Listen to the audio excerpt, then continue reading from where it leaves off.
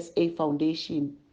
Thamelani izifundo ze-mathematics, i-accounting, isiZulu ulimi lwasekhaya, isingisi, i-FAL, i-physical science, i-geography, ezobuchwepheshe, i-computer applications technology, kanye namaklasi e-learner wellness, okungukuzilolonga ngokomqondo kanye nomzimba. Lezi zifundo zethulwa nsuku zonke kusukela ngoMsombuluko kuya ngoLwesihlanu, kuqala ngehora lesi-4 kuya kwelesihlanu, u-4 kuya ku-5 ntambama, nangomgqibelo kusukela ligamanxe ihora lesi-8, 8:30, kuze kugamanxe ihora lokuqala emini, 1:30. Zithameleni futhi lezi zifundo emsakazweni Ukhozi FM njalo ngoLwesine kusukela ngo-9 kuya ku-10 ebusuku. Ningangena ekhasini lethu lika-Facebook elithi Go Digital SA_movement noma kwi-YouTube uthi Go Digital SA Foundation. Siyethemba nizolijabulela lolu hlelo oluhlose ukunifundisa futhi lulekelele kulokho enikufunda ezikoleni zenu. Luthokozeleni-ke lolu hlelo, nimeme nabo bonke abanye abafundi bebanga le-12, grade 12, ukuze nabo bazuze kulo futhi nonke nicijheleke ukuphumelela kwizivivinyo zenu zokuphela konyaka.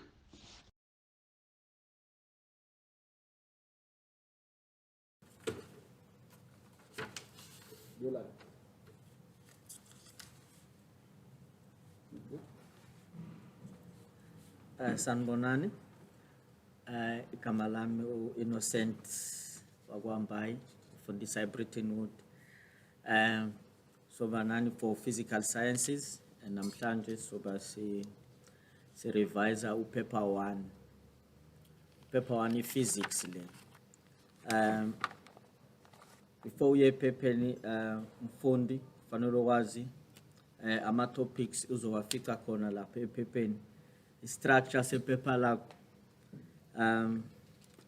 Unama questions almost 10 fanele ukwazi. Question 1 i multiple choice uzoyifika khona lapha. Then question 2 hamba nama Newton's laws. Question 3 i vertical projectile motion. Question 4 i momentum and impulse. Question 5 work energy and power. Question 6 Doppler effects. Question 7 electrostatics.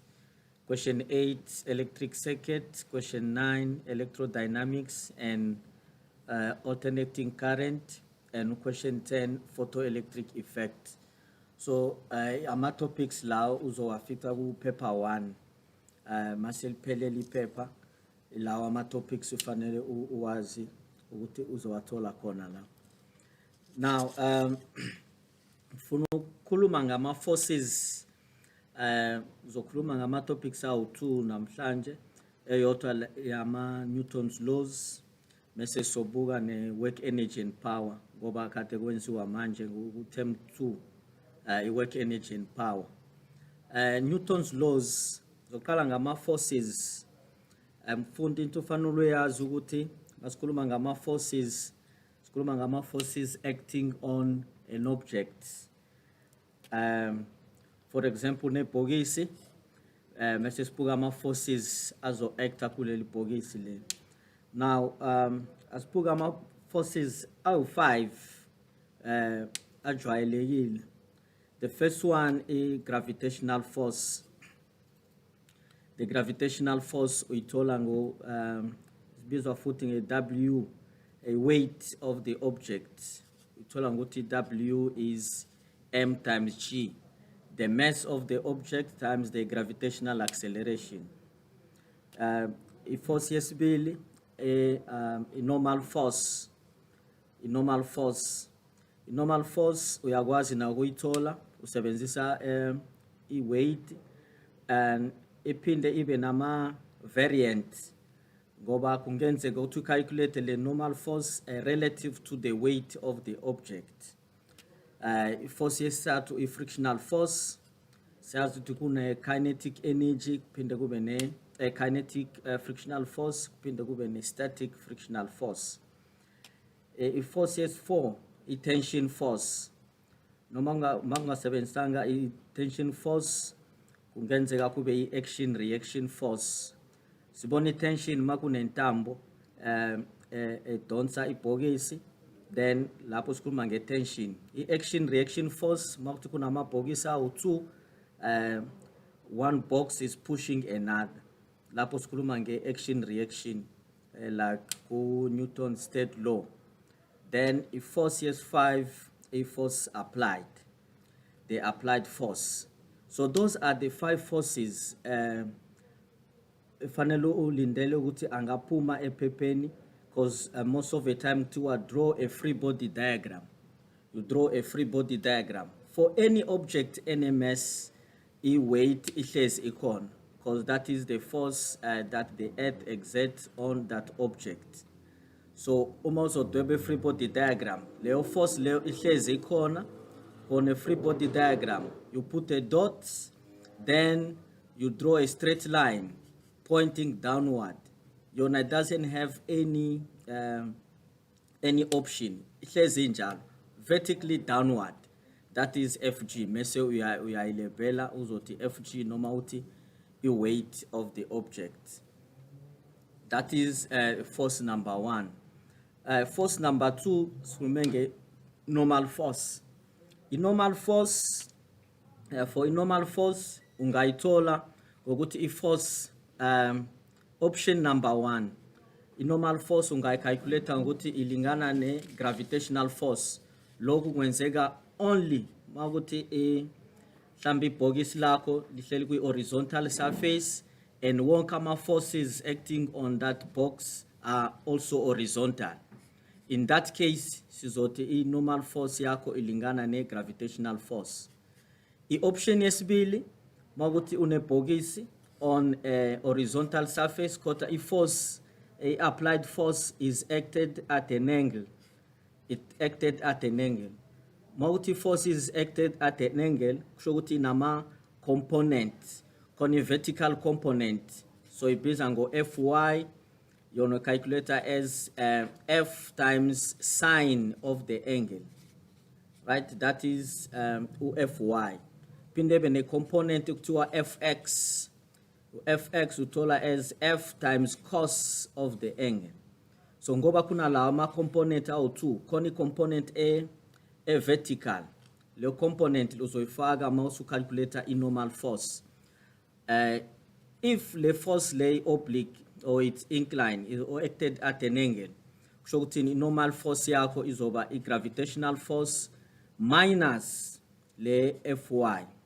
Lokhu kwenzeka ukuthi le force applied ibheke phezulu, like a pulling force. But if their force ibheke phansi like a pushing force, then i-normal yakho uzocalculate as Fg plus u-Fy. U-Fy le component ye force applied, that is the vertical component of it. Option 4. Option 4, it's when the box is on an incline. We have an inclined plane.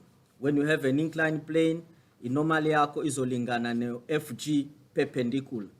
Fg perpendicular calculator as Fg times cos theta. Theta is the angle made by the surface with the horizontal. So ngati mg cos theta. So in normal, it's not always equal to the gravitational force. So that is force number 2. Then force number 3, frictional force. Frictional force, so you calculate as a product, a coefficient of friction and a normal. Coefficient of friction and a normal. Now, ngifuna kunitshengisa ukuthi i-frictional force uzoyithola kufanele wazi ukuthola bani i-normal force. So uma ungakwazi ukuthola i-normal force uzoba nenkinga vele ukuthola i-frictional force ngoba ngokwe-formula i-frictional force it's coefficient of friction times i-normal. I-normal kunendlela eziwu-4 ungakwazi ukuyithola ngayo. Yokuqala sithi i-normal ilingana ne-gravitational force. Lokhu kwenzeka mawuthi ibhokisi lihleli kwi-horizontal surface. Horizontal surface and wonke ama-forces acting on that box are also horizontal. So ungati Fg. I-option yesibili sithe normally it's Fg minus Fy. U-Fy urepresenta i-component ye-force. Mawukuthi i-force that is acting on the box is acted at an angle, but i-surface yona i-horizontal. Then option yesithathu sithi normal is Fg plus Fy. The same Fy i-component ye-applied force. Then option yesi-4 for normal is Fg cos theta. Normal ulingana ne Fg perpendicular. Right, so uyabona ke uma ucalculate normal in all ama formula la siwashoyo kuhlezi kune Fg kuno Fg yonke indawo Fg uyangena. So before calculate normal kusho ukuthi fanele wazi ucalculate i-gravitational force. Ingakho ngithi fanele uwathathe in that order. Iforce yokuqala i-gravitational force, and mawuthiwa draw a free body diagram muso ufaka online ungazi ukuthi bashona kuphi baya kuphi, just draw them according to that particular order. Ufake a point bese uyazibuza wena is there any gravitational force, uthi yes, bese uyadweba lolo line, the vertical line drawing downward, uyayiname leyo force leyo Fg. Then makune normal force, ngoba i-normal force by definition is a force that the surface exerts on an object and it acts perpendicular to the surface. Kushokuthini, you'll have a normal force only if the object is on a surface. Makungekho surface asikhulumi nge normal force. Right. Beside that, i-normal uyakwazi ukuyidweba but enza sure ukuthi uyadweba perpendicular to the surface. Right. The next force is frictional force. The frictional force by definition, it's a force that opposes the motion. Right, the frictional force ingaba is static friction noma ibe kinetic friction. Sibane static friction, mago friction oppose a resistor the motion of the object. It always opposes the motion of the object or the tendency to move, the tendency to motion of an object. Right, so it says the opposite. So when not only direction a frictional force, we ubuga situation, a scenario unigezwe yona, then ubuga lili bogi sili angago. Mashon angaga left, a frictional force yako shon angaga right. Mashon angaga right, then frictional force angaga left. Always in opposite direction. A frictional force with toleranja. Then force number 4, tension force. Mago tension force yona uibuga ngokuthi kunentambo ejoyina amabhokisi awu2. That will be what tension force.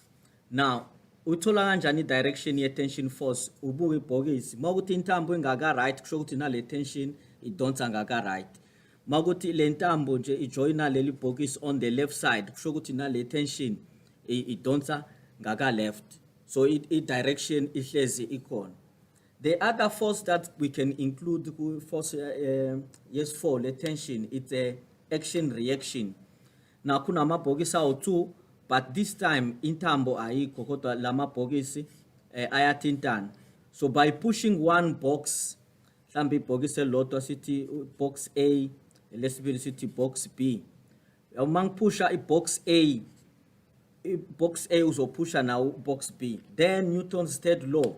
If box B exerts a force on box A, then box A will exert a force on box B will exert a force on box A, and that force will be equal in magnitude but opposite in direction to the force that A exerted on B. Here was a Newton's third law. Then, in that case, kuna ma forces out2. Koni force on box A, so the force that B exert on A, then there is another force on B that we call the force that A exerts on B. Right, so kunjalo in terms of force number 4. Then yokugcina it's the applied force. I-applied force uyayibona yona njengoba uzonikezwa i-scenario, so yabona nje i-force i-arrow nje ikhomba ithi F. That F represents what the force applied. noma mawukuthi ayikho i-force mhlambe uzoba nemoto, a scenario include imoto kuzothiwa the engine of the car exert a force, suyawazi-ke that is the force that is pulling in any particular direction. So mawudwebe frictional force, free body diagram, those are the 5 forces ifanele ube njalo uwabuka njalo: i-gravitational force, i-normal force, i-frictional force, i-tension, ne-force applied. In case all of them are khona, kungenzeka ube ne-situation where i-gravitational force yona ihlezi ikhona ngoba for any object with a mass there will always be what, a gravitational force. Bese kungaba ne-frictional force kune surface sikhuluma nge-normal, masikhuluma nge-normal kusho ukuthi singakhuluma nge-frictional force. La kungekho khona i-normal kusho ukuthi i-surface ayikho. I-frictional force esikhuluma ngayo asiyona le frictional force as sizoyibiza nge-air friction in case bathi there is air friction, but into sizoyichaza ngala in terms of frictional force it opposes the motion. It always depends on the motion object, right? Now, beside having lama forces, now so object will only move maguti sine net force. Now, masihlanganisa wonke lama forces lawa asinika into eyodwa esibiza ngani nge-net force. Now, i-net force esisebenzisa kuma calculation sisebenzisa i-net force ehambisana nani ne-motion of the object. Ngoba i-normal force, for example, yona ihlezi perpendicular to the surface. So bona ukuthi masicalculate i-net force i-normal asiyifaki ingoba it is perpendicular to the motion. So thole i-net force masuhlanganisa lama forces akhona mhlambe i-frictional force, ne-tension force, ne-applied force. Then kuba a force of gravity. A force of gravity will always be there in case there is an inclined plane. Kota nayo asiyifaki kwi-net force maguti the surface is horizontal. Kota masi ne-incline, i-gravitational force yayifaka ingena as FG parallel. The parallel component ye-gravitational force yona ihlezi idonsa downward, down the slope. FG parallel i-calculator as FG times sine theta. FG parallel is FG times sine theta. So ilama forces esinawo. Mase sikhuluma nge-motion of the object. Now, interferences, state of motion. We have 2 states of motion that sikhuluma ngawo. The first one is the object being stationary. The object le imile. Mawukuthi i-object imile kusho ukuthi net force kuleya object le is 0. Mawuhlanganisa wonke lama force akunika bani u-0. Right, that is the first state. A stationary object. F net is 0. F net is 0. The second state of motion, it's when an object is moving. A moving object. Kusho ukuthi le object le iyahamba, iyanyakaza. Then sibuyela ku Newton's first law. Newton's first law uthi when an object at rest, that is a stationary object, or moving at a uniform motion, that object will remain in that state unless there is a net force, an unbalanced force acting on it. So if the object is moving, when there are 2 things, the object can be moving at a constant velocity. So the speed says object speed sayo as change. Then we have a constant velocity. Constant velocity ushokuthi in net force equal to 0. In that case, net force is equal to 0. So sinama cases are 2 whereby net force will be 0. The first one is when the object is stationary. Net force is equal to 0. The second one is when the object is moving, it's moving at a constant velocity. Net force yakhona nayo 0. Then, if the object is moving and there is acceleration, there is a change in velocity. Because the first one is a constant velocity. Now sekune change in velocity. Makune change in velocity, lokhu shokuthi net force yakhona is not equal to 0.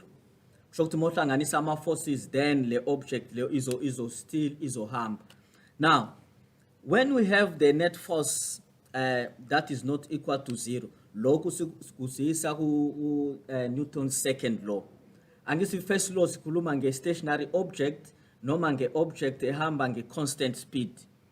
So T1, in that case, the net force is 0, and the object will remain in that state unless you apply a non-balanced force. Goba, for the first scenario, meku stationary, no move on a constant velocity, our forces are balanced. But if the forces are not balanced, kushokuthi velocity is change. Makuno kune change in velocity, sesikhuluma ngani nge acceleration.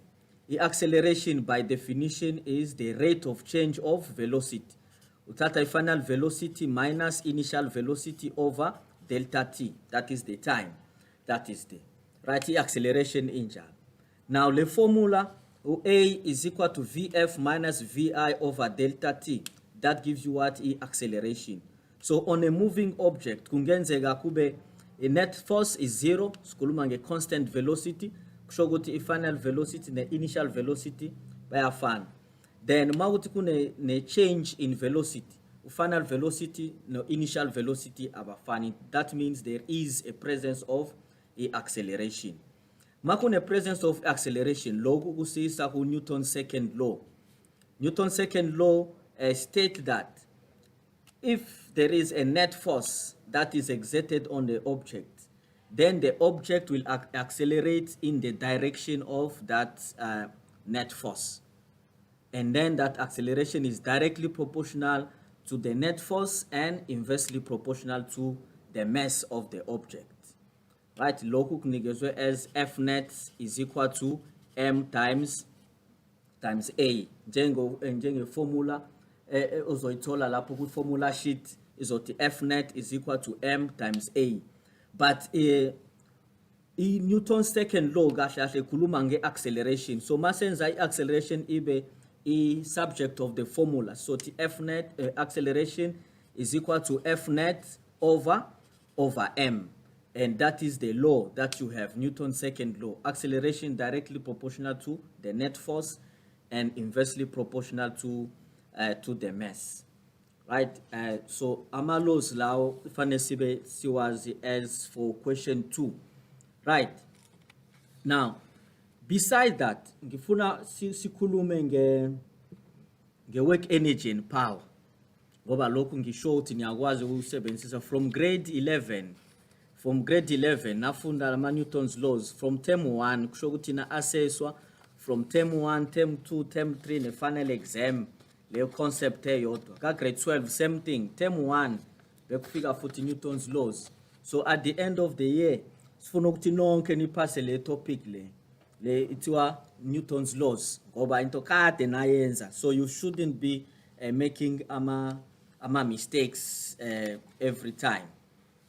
Right, now the other topic engizokhuluma ngayo it's work energy and power.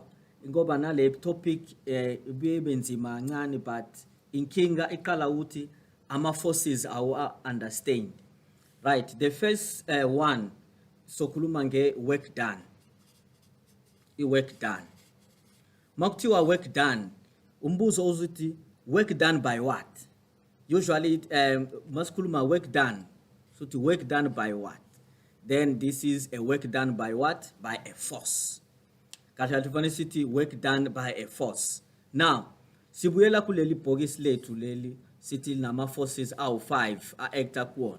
Kusho ukuthi for each force makune gravitational force, kusho ukuthi unga calculate I work done by the gravitational force. Makune normal unga calculate I work done by the normal. Makune frictional force unga calculate I work done by the frictional force. Makune force applied unga calculate I work done by this applied force. Makuna a tension force, kusho ukuthi ungakwazi ucalculate I work done by that tension force. So kahle makuthi wazi ukuhlanganisa wonke lama forces law and ama work done by each and every force, ungathola into soyibiza ngani nge-net work done. Nge-net work done kusho ukuthi uzohlanganisa ama-work done by all the forces. So kungenze kube ne-work done by the net force, the normal force, i-work done by gravitational force, i-work done by frictional force, multi-corner, work done by tension force, or work done by the force applied. It always depends ukuthi ikhona yini leyo force leyo, ngoba siyakwazi manje ukudweba i-free body diagram. Siyazi ukuthi ama-forces siwabukayo awu-5. Stay gravitational force, i-normal, frictional force, i-tension, ne-applied force. So mawudweba i-free body diagram, kusho ukuthi kule topic nakhona fanele wazi ukudweba i-free body diagram. Lawo ma-forces lawo azokunika i-work done by each individual force. Mawuthi kune gravitational force, kusho ukuthi kune work done by the gravitational force. Ma kune frictional force, kune work done by i-frictional force. Na i-work done yona si calculate kanjani? I-formula ithi i-work done is just the force times delta x. Delta x is the distance, and then you have cos theta. Lo theta, lo, it's an angle that the force makes with what? The motion or the displacement of the object. Kusho ukuthi makune work done kufanele ibhokisi lethu linyakaze lisuke from one point to another. There must be a displacement. If there is no displacement, then there is no work done. And the other thing, we are talking about a force. And sibona ukuthi kulama forces, khona force izoyenza ukuthi i-object ihambe mhlambe ngaka right, kube khona i-force izoyidonsa, like i-frictional force yona it opposes the motion. So kungenza ukuthi when the object is there, mayishona ngaka left, for example, there is a frictional force ezoyidonsa ngaka right. Then sibuke futhi i-normal. I-normal yona it's perpendicular to the motion, perpendicular to the surface. So leli bhokisi leli mase lihamba on the surface, there is a normal force yona ikhombe phezulu, while i-object yona ihamba horizontal. So kusho kuthini? Lokhu kusho ukuthi sinama situations awu-3. Ikhona force izohambisana ne-motion ye-object. Kusho ukuthi le force idonsa ngaka left, naleli bhokisi lihamba ngaka left. Then that is the first one. The second one, it's if force ihamba in opposite direction, like a frictional force. Ngoba uma ukuthi leli bhokisi leli hamba ngaka left, a frictional force will go to the right. Then kube ne normal. I-normal yona nje it's perpendicular. Makuthi object hamba horizontally, yona it is vertical. Now with those three cases, singathi there are 3 types of work done. The first one, so it is a positive work done. A positive work done. A positive work done is when the force is in the same direction as the displacement. And remember, work done only if the object is moving. So then you look at the force that is applied. Any force is hamsana ne motion object. Leo force leo zokuniga a positive work done. The second one, skulumange negative work done. Negative work done is when you have a force, total force is acting opposite to the motion of the object. Like a frictional force, yona izohlezi kuniga ban a negative work done. Ngoba by definition, a frictional force it opposes the motion of the object. Right? Mesekubakona the third one. The third one is the force that is perpendicular, like a normal force, normal gravitational force, qui horizontal. So in that case, sorting a 0 work done. So sinama work done out 3. The first one is positive work done. The second one is negative work done. And the third one is 0 work done. Right? Now, asibuke indaba yama angle, ngoba site formula ye work done iti F times delta X times cos theta. Lo theta lona uhambisana ne angle of the force that the force makes with what? With the displacement of the object. Kwi positive work done, ngoba kuyahambisana i displacement ne force, kusho ukuthi angle yakhona u 0. 0 degrees Celsius, 0 degrees. And the cos of 0 degrees is what? Is 1. Then kube khona negative work done. For a negative work done, if force is in opposite direction, lapho angle it's 180 degrees.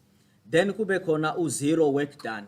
Le force ngendlela i-apply ngakhona, it's not whether to the left or to the right, yona ihamba ngendlela yayo, that is perpendicular to it.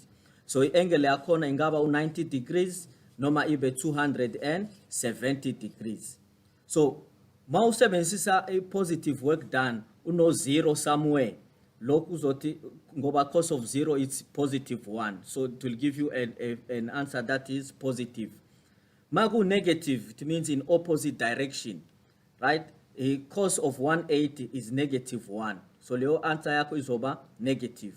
Magu cos of 90 or cos of 270, from the formula, that will give you what? Will give you 0. So those are the work done that are available that we can talk about. Then siyasa khuluma nge-net work done. So I want to see the first net work done. Besihlanganisa ama work done by all the forces. Makuna ama forces awu-2. Kusho ukuthi net work done izohlanganisa i-work done ye-force yokuqala ne-work done ye-force yesibili. We just do the sum of it. Noma singakwazi ucalculate separately. Then the other thing, ngoba this lama forces lawo siyakwazi uwahlanganisa sithole bani net force, like we did ku Newton's second law. The net force sasihlanganisa wonke ama forces sithole bani net force. Kusho ukuthi masiwahlanganisa lama forces asinika i-net force, that is one force only. So singasebenzisa leyo net force phinde sithole bani net work done. I-net work done ungayithola futhi net force times delta x times cos of cos theta. Right. Now, if you have that one, so kunendlela yokuqala ucalculate the net work done, ungahlanganisa ama work done by all the forces acting on the object. Noma yesibili ungaqala uhlanganise i-net force on that object, then mase uyathola bani i-net work done. Kusho ukuthi i-object mawuthi inganyakazi, for example, from the state of motion, u-F net u-0. Mawuthi F net u-0 kusho ukuthi ne-net work done nayo u-0. Right, whether the object is moving or not moving. If it's moving at a constant speed, F net uzoba u-0. And siyazi ukuthi F net is the mass times acceleration. So mawuthi F net u-0 kusho ukuthi ne-acceleration nayo u-0. Right. Then the other point we net work done, there is what we call work energy theorem. The work energy theorem, it states that the net work done on an object is equal to the change in the kinetic energy of the object. The change in the kinetic energy of the object. So what do we see here? Sinendlela eziwu-3 zokukhalculate a net work done. There is the first one, uhlanganisa ama work done for all the forces. Noma ungacalculate net work done, usebenzisa the net force. Noma ungasebenzisa work energy theorem. Right.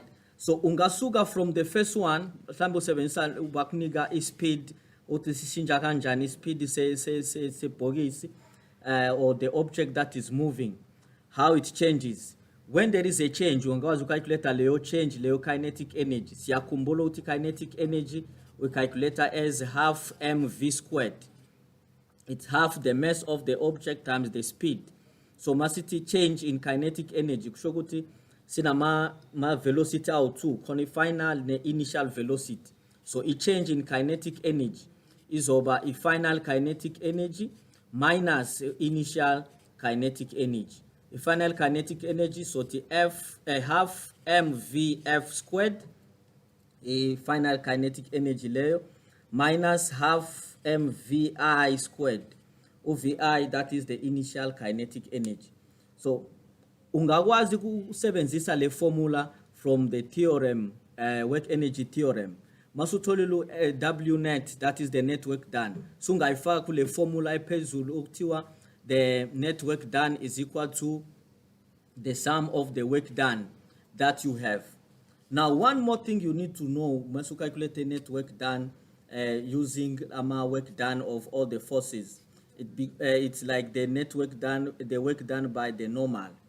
The work done by the normal is equals to 0 because the normal always act perpendicular to the surface. So that will also be a 0. Right. So those are the few things ifanele ukwazi uma udila nale topic in terms of work done. So ungakwazi ukusuka kule formula using the theorem, work energy theorem, ikuyise ngala W net when usebenzisa the net force and the displacement and the angle made by the net force, noma ikuyise ngala W net is equal to the work done by the first force plus the work done by the second force or the third force and so on. Ngoba sinama forces out 5 and uyakwazi lo. So yeah. Now, ma kunombuzo khuluma change in the velocity. So uyazi ukuthi ma kune change in the velocity kusho ukuthi kune net force that is not equal to 0. Ma kune net force kusho ukuthi kuna net work done as well. Right, so uyakwazi usebenzisa ma formula lawo and then you get it. Right. Now, one more thing just to prepare you for your exam. Ngoba namhlanje so wenza like 1 or 2 questions. The main thing fanele uyazi ba familiar ne formula sheet. Kone formula sheet kwi paper uzohlezi uyithola nje formula sheet at the end. There are two tables. There are 2 tables. The first one it is physical constant, bakunika ma constant. Make sure to yawasebenzisa lawo ma constant la. Right? So don't assume ukuthi uyawazi. Don't go and memorize them. Those constant unikezwe one, right? Then kone table 2. Table 2 is a table for ama formula. Now the way it is given, uzothola ukuthi bakunika guys per concept or per topic. The first box ihamba nge-motion. Bakunika ama formula for emotion. Or VF is equal to VI plus A delta T, equations of motion. And fanele ube wazi njalo ukuthi this box ihamba na which question on the paper. Right? Njengoba ngithe ngaseqaleni ukuthi sinama topics out 10 noma questions out 10. Like question 2 Newton's laws.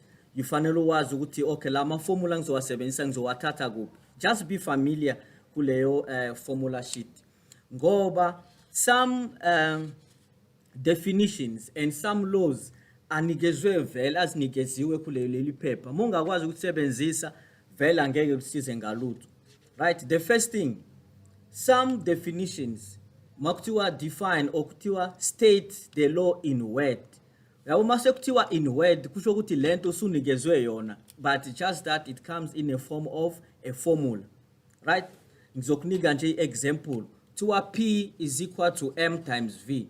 P represent what? Momentum. Angisho formula leyo already. It P is equal to M times V. Mase kuthiwa define what is momentum. Uvele uyisho lento nje in word njengoba umbuzo zothi state or define this one in word. Uthi P momentum is equal to vele uyabona nje equal sign ikhona. M is the mass times there's a dot, right? Uthi product. Then V is for the velocity. So from the formula definition vele leyo. And definition ukunika 2 marks ephepheni mfundi. So uzothi momentum is equal to the product of the mass and the velocity. Leyo nto le unikezwe yona kwi formula sheet. Right? Now the second thing, khona F net is equal to MA. F net is equal to MA. Lokhu hamsana Newton's second law, and ngithe Newton's second law, it is what? It is a law hamsana ne acceleration. Ngithe ngoba kubhalwe F net is equal to MA. Awenze A ube is subject of the formula. Lokhu kuzokunika banu F net over M. So in that case, ngoba it is a law. Maskuluma nge law, you don't talk about enumerator and the denominator. Usho i-acceleration is directly proportional to the f net ngoba iku-numerator. Lokho kwi-denominator sothi is inversely proportional to the mass. So ngeke uphinde udideke uma ubuka nje ngeformula enikezwe yona lana kwi-formula sheet. Right, A is equal to F net over M. Then the next thing, is it a definition? Noma, it is a law. Mawuthi kuyi-law, then uzothi A is directly proportional. Kulento uzoyithola kwi-denominator. Right, ngifuna ukunika any example. For example, Newton's law of universal gravitation. A to F is equal to G times M1 times M2 over R squared. Ile formula unikezwe yona. Assume lo G ngoba vele it a constant. Mase kuthiwa state Newton's law of universal gravitation in word. Yabo mase kuthiwa in word. Awushone khona at the end, at the paper page until the end uzothola formula unikezwe yona. F is equal to M1 times M2. Say this one in word. Angithi kubhalo F is equal to M1 M2. Wena ungasho M1, M umeleni, M umele i-mass, then times kuthiwani i-product le. So this force is ngoba it's a law, khuluma directly proportional na inversely proportional. Mase kubhalwe kanjalo ubona ukuthi on the numerator sino M1 times M2. Lokhu singathini i-product of the masses. On the denominator kuno R squared, I square le and R umele a distance. So this gravitational force is directly proportional to the product of the masses and inversely proportional to the square of the distance. Right? So you get that one. Le formula unikezwe yona. That's why makutiwa state the law but in word ngoba unikezwe yona as a formula. So use the formula sheet to remind you about certain concept. Awudingi uhambe yokrema yonke lento unikezwe yona. Right? Then le formula vele ifana ne formula ye Coulomb's law ku electrostatics. Any other formula engizokunika yona or W net W net is equal to delta EK work energy theorem. And makutiwa state work energy theorem in word. By the time you are in word, you go straight at the toward the end of the paper, right, and check. Formula 18, W net is equal to delta EK. Just say this one in word. W net umelen, the net work done. Kuno equal lan, say the net work done is equal to. Uche, there is a delta EK. EK umelen in kinetic energy. Or delta umelen change. So just say the work energy theorem states that the net work done on an object is equal to the change in the kinetic energy. If formula le unikezwe yona then bazokutshela wena state in word. Yabo I insist la mawubona to in word. I just go there. Just go there unikezwe yona. Then kuna enye into iti power. Power nge formula iti P is equal to W over delta T. W over delta T. Any definition futile. It's a formula, koto it's also what a definition unikezwe yona. P is equal to W over delta T. U W umeleni work done. U delta T umeleni is cut. And most of the time makune scatter at the denominator skulumange rate. Angisinyagwazi log. Makuno delta T at the bottom skulumange rate. Remember ku acceleration it's a rate of change of velocity. Go by acceleration is Vf minus Vi over delta T. Ingako stay rate of into yenzeka ku numerator. So P umele I power. P is equal to W over delta T. Mese kutiwa define what is power. Shonakon. P is equal to W over T. What is it? A rate. Kwenzekala ni ku numerator kune work done. So the power is a rate at which work is done. Right. The other things on electrostatics. Electrostatics kona into a formula rana ye electric fields at a point. To E is equal to F over Q. Its definition it's not a law. Goba stemaku law uzoti it is directly proportional kulento ozoyithola kwi-numerator and inversely proportional kulento ozoyithola kwi-denominator. Kodwa le formula othi E is F over Q. E, it's not a law, it is a definition. Maku definition uyibeka kanjeni uzothi it is the numerator per unit denominator. Njengoba kuthiwa E is equal to F over Q. E umele i-electric field at a point. F umele i-force, Q umele i-charge. Right, so uzothi i-electric field at a point is a force per unit charge. Go back with definition. It's a force per unit charge. Yonke lento unikezwe yona ikwi-formula sheet. Then khona enye into ethi V. V is equal to W over Q. Now it's a formula unikezwe yona. Still you can use this one as to define what is the voltage or to define what is the EMF. V is equal to W. W umele futhi energy over Q, that is a charge. So you can talk about the maximum energy per unit charge. So sebenzisa le formula sheet mfundi khona uzokhumbula yonke into ngoba you understand amaningi ama formula lana nama definitions, but when you go through paper 1 you will see ukuthi kuna ama definitions amaningi abuya hlanganise ngisho 30%, and most of lama definition unikezwe wona lana kwi formula sheet. So always use that. Make use of the formula sheet and it will make sure that uhamba kahle and iphepha lakho ulipase kamnandi. So sazohlangana futhi for paper 2 so revise now.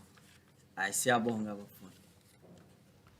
Siyathemba nifunde kahle nasithokozela isifundo sethu sanamhlanje. Enisethulelwe ngezilokotho ezinhle Ithala libambisene ne-Go Digital SA Foundation. Thamelani ke futhi esilandelayo ngesikhathi sifanayo. Ningakhohlwa ukumema nabanye abafundi bebanga le-12 ukuze nabo basizakale kulolu hlelo. Uma ninemibuzo noma nifisa ukuxhumana nathi, ningasithinta ngokufaka imibuzo yenu kwinombolo yethu ye-WhatsApp ethi 068 151 1072. Mfundi, ungakhohlwa ukubhala isifundo obuza ngaso ngaphambi kokubhala umbuzo wakho. Angiyiphinde inamba yethu 068 151 1072. Siyabonga.